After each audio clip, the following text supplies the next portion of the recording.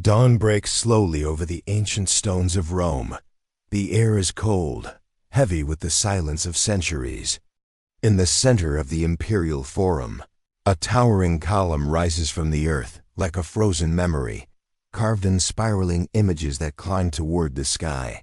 From a distance, it looks almost peaceful. A monument of marble, pale and dignified beneath the fading light. But step closer, and the stone begins to whisper. Warriors march across its surface. Villages burn. Prisoners kneel before Roman commanders.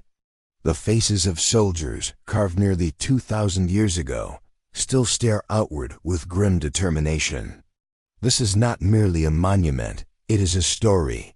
A long winding story etched into stone. One that wraps around the column like an endless battlefield. This towering relic was commissioned by one of Rome's most powerful emperors, Trajan, to commemorate his brutal wars in the distant lands of Dacia. But what makes this monument truly haunting is not its size, nor its beauty. It is the detail. Scene after scene of conquest unfolds along the marble spiral, soldiers crossing rivers, fortresses collapsing beneath Roman assault, defeated enemies led away in chains. It is triumph carved in stone. Yet within these images lies something more complicated. A glimpse into the mind of an empire that believed conquest was destiny. Today we call it Trajan's Column. A masterpiece of Roman art, a monument to victory. But look closely, and the marble tells a darker story. In the early 2nd century AD, Rome stood at the height of its power.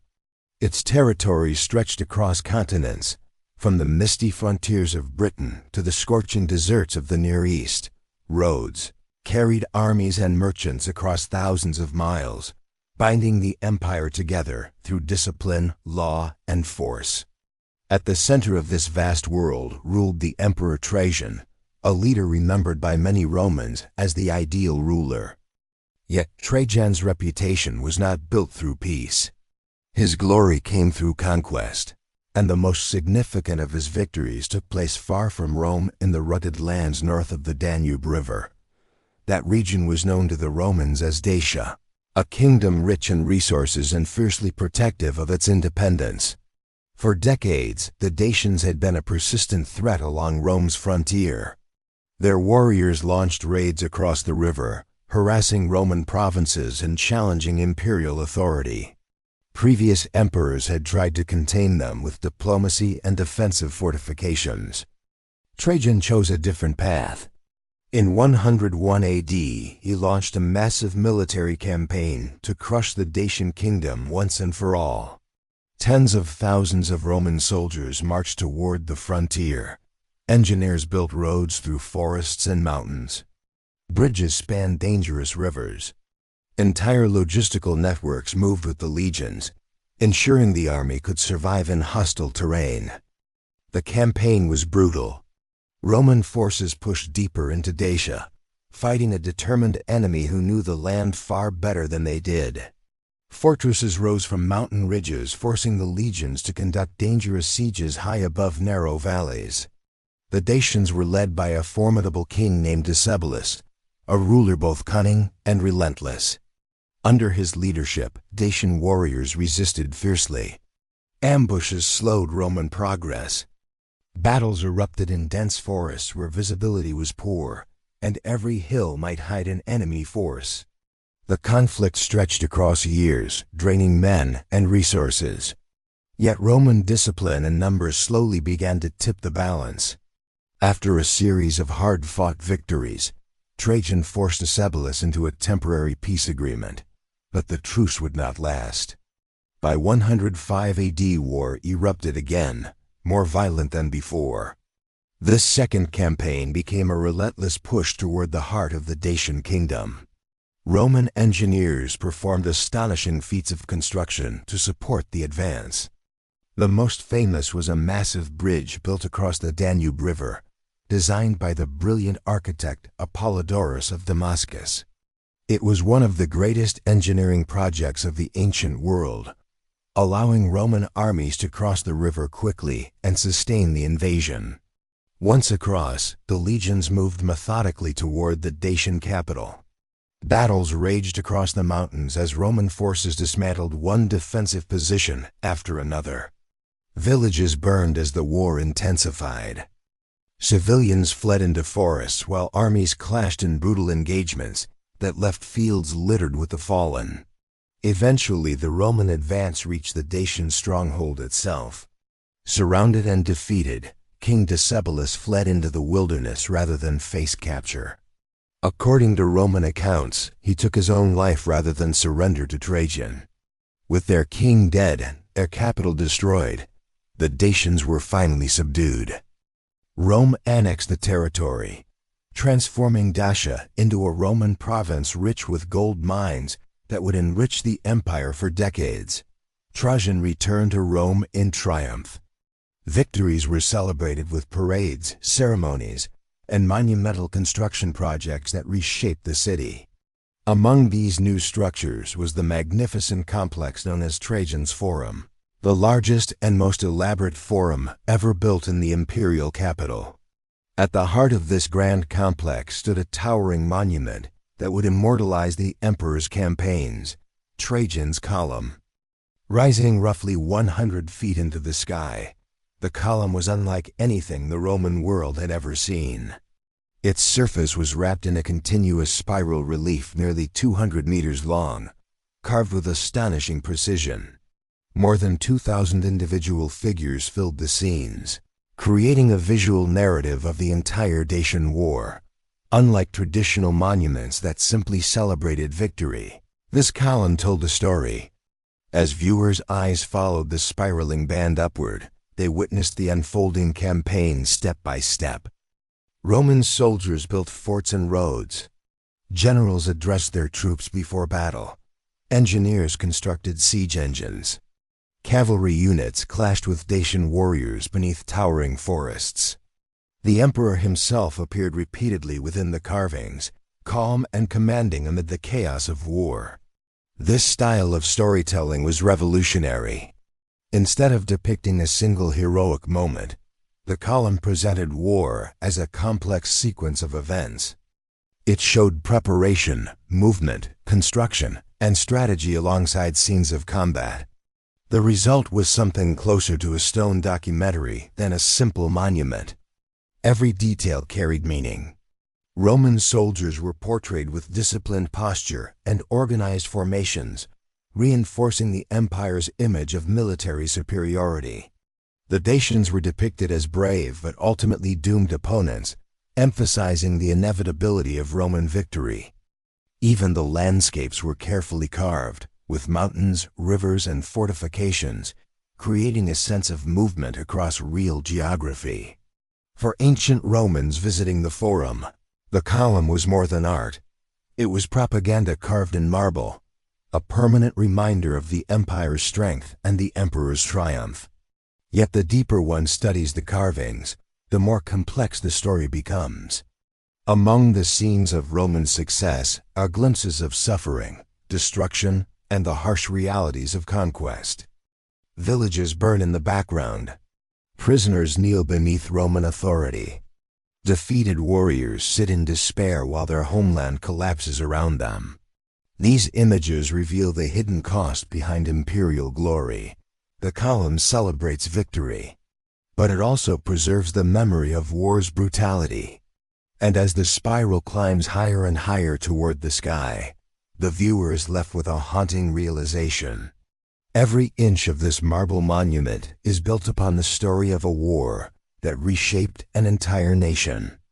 When visitors entered the vast open space of Trajan's Forum, their eyes were inevitably drawn upward.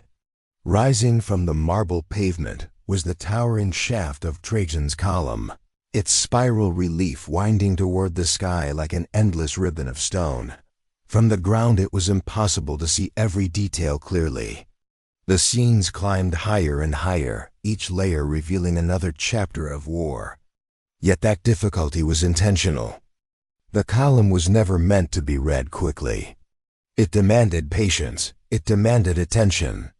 As Romans slowly walked around the monument, their gaze would follow the carved narrative upward, step by step, battle by battle.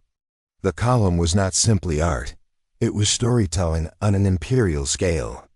More than 2,000 human figures appear along the spiraling band of marble. Soldiers build roads through hostile forests. Engineers raise fortified camps with geometric precision. Armies march across bridges and through narrow mountain passes. Cavalry riders charge into combat, while infantry shields lock together in disciplined formations. At the center of many scenes stands the emperor himself, Trajan, calm and commanding amid the turmoil. He appears addressing troops, receiving ambassadors, and overseeing military operations. The message was unmistakable. Trajan was not merely a ruler who ordered war from afar. The carvings portray him as a leader present at every moment, guiding the campaign with wisdom and control. This portrayal reinforced the ideal image of an emperor as both commander and guardian of the empire. Yet what makes the column remarkable is how it depicts the entire machinery of Roman warfare. The carvings show not only battles, but preparation and logistics. Roman engineers cut trees to construct bridges. Soldiers dig trenches around fortified camps. Builders erect watchtowers overlooking rugged terrain. These scenes reveal the extraordinary discipline that allowed Rome to wage war far from home. Every campaign depended on organization, planning, and relentless labor. The column captures those details with astonishing clarity.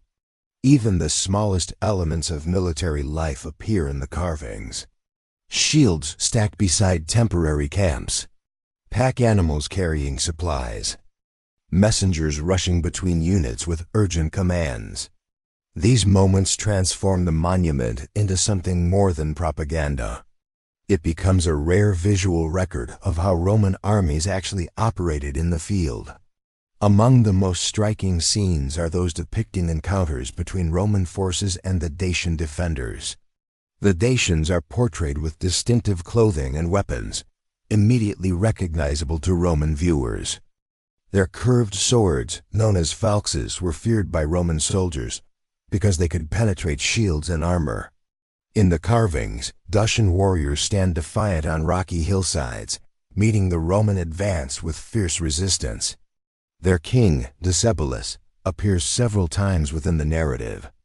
In one scene, he watches the Roman approach from a fortified stronghold. In another, he negotiates with Roman officers after suffering defeat in the First War. These portrayals create a powerful contrast. Decebalus is shown as a capable and determined leader, yet always positioned opposite the calm authority of Trajan. The visual message was clear to Roman audiences. The emperor's discipline and leadership inevitably overcome even the strongest opposition. But as the spiral continues upward, the tone of the story grows darker. Scenes of battle become more frequent.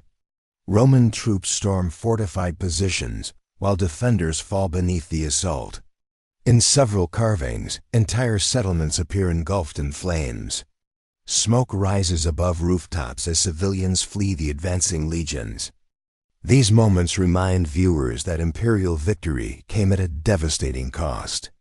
The suffering of conquered peoples was woven directly into the monument's narrative. One of the most haunting scenes shows Dacian families abandoning their homes as Roman forces advance through the countryside. Women and children carry what possessions they can while soldiers march past them toward the next objective. The expressions carved into the stone suggest fear, exhaustion, and resignation. It is a brief moment of human vulnerability preserved within a monument to celebrate triumph. Near the top of the column, the story reaches its final act. The Roman army closes in on the heart of the Dacian kingdom. Strongholds collapse, resistance weakens. The last defenders scatter into the mountains. In the climactic scene, King Decebalus faces the inevitable end of his struggle. Roman sources claim that when defeat became certain, he chose death rather than capture. The column depicts the aftermath of this moment. Roman soldiers discover the fallen king, ending the long conflict that had challenged imperial authority for years. For the Roman viewer standing below the monument, the message was unmistakable. Order had conquered chaos. Discipline had triumphed over resistance. Rome had expanded its power once again under the leadership of Trajan. Yet the column also carried deeper symbolic meaning. Inside the hollow shaft of the monument, a narrow staircase winds upward to a viewing platform at the top. Visitors could climb this staircase and look out across the rooftops of Rome, standing where a statue of Trajan once rose above the city. This physical ascent mirrored the narrative journey carved on the outside of the column. As the viewer climbed, they symbolically followed the emperor's path from the beginning of the campaign to ultimate victory. The monument therefore functioned not only as art, but as an immersive experience. It guided the observer through a carefully constructed story of imperial power. Every detail was designed to reinforce the glory of Rome and the authority of its emperor. The column also served another purpose that few modern visitors immediately realize. It marked the height of a hill that had once stood on that site. When Apollodorus of Damascus designed the massive complex of Trajan's Forum, engineers cut away an enormous section of land to create space for the buildings. The column commemorated that achievement by showing how high the original hill had been before it was removed. In this sense, the monument celebrated not only military victory, but the transformative power of Roman engineering itself. Stone had been reshaped, landscapes had been altered. Entire regions of the empire had been conquered and reorganized under Roman authority. All of that ambition was captured within a single structure of marble rising toward the sky. Over time, the statue of Trajan that once crowned the column disappeared, replaced centuries later by a statue of St. Peter during the Christian era. Empires changed. Religions transformed the city. Yet the carvings remained. The spiral of soldiers and burning villages still circles the column exactly as it did nearly 2,000 years ago. Through wars, earthquakes, and the slow decay of centuries, the monument survived as a silent witness to the ambitions of Rome. Today, Trajan's column still stands in the heart of Rome, its marble surface weathered but unbroken. Tourists gather beneath it, lifting cameras toward the spiraling relief that once proclaimed the glory of an emperor. To many observers, the monument represents the artistic genius of the Roman world. It is admired as one of the greatest surviving works of ancient sculpture, a masterpiece of narrative carved into stone. Yet behind its beauty lies the memory of a brutal campaign that reshaped an entire kingdom. The wars fought by Trajan brought enormous wealth to Rome through the conquest of Dacia. Gold mines flooded the imperial treasury, funding grand construction projects and strengthening the empire's economy. But the cost was measured in shattered cities, displaced communities, and thousands of lives lost in distant mountains. The column preserves those events in remarkable detail, allowing the modern viewer to witness both the triumph and the destruction of Roman expansion. It stands as a reminder that history is often written by the victors, yet traces of the defeated remain etched between the lines. The carved faces of soldiers and refugees continue their silent procession around the marble shaft, locked forever in the story of conquest. Empires rise and fall, but monuments like this endure. And as long as the spiral of stone continues its climb toward the sky, the memory of Rome's victories and the shadows they cast will never truly fade.